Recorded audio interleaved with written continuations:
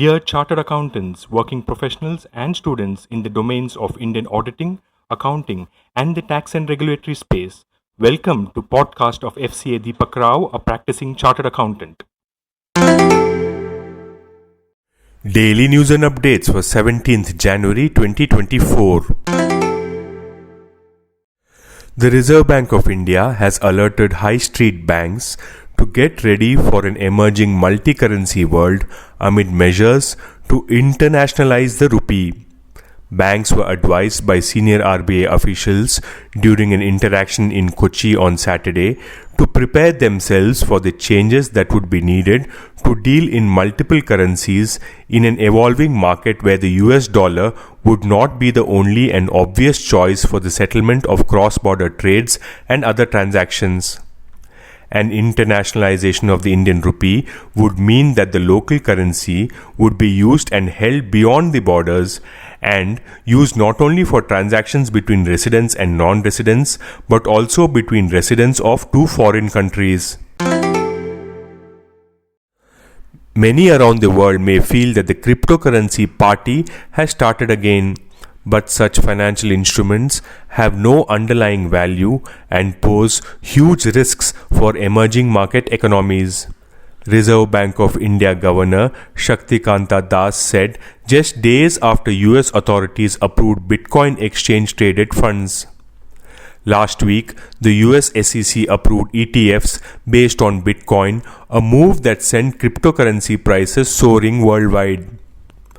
Das has steadfastly maintained over the years that cryptocurrencies pose immense threats to currency and monetary stability and could be the source of the next major global financial crisis.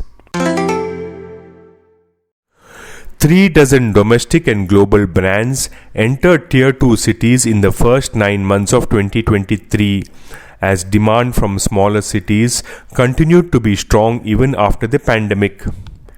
According to data by CBRE, brands include H&M, Marks & Spencer, Gap, and Tasva entered cities like Indore, Mangalore, Patna, Ranchi, Mysore, and Coimbatore. Total retail stocks in these 14 Tier 2 cities stood at 29 million square feet as of September 2023, with Jaipur, Lucknow and Chandigarh each having retail stock ranging between 3 to 7 million square feet. The retail development in these cities has been a healthy mix of high streets and malls. Fitch Ratings affirmed India's credit rating at BBB- with a stable outlook, a report by the ratings agency stated on Tuesday. The rating is supported by a robust medium-term GDP growth forecast and solid external finances, positioning India as one of the fastest-growing nations globally in the coming years.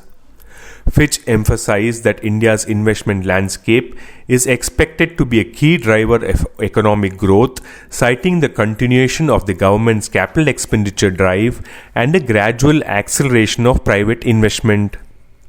Despite the positive outlook, Fitch points out that beyond the fiscal year 2024, there is increased uncertainty regarding the fiscal path.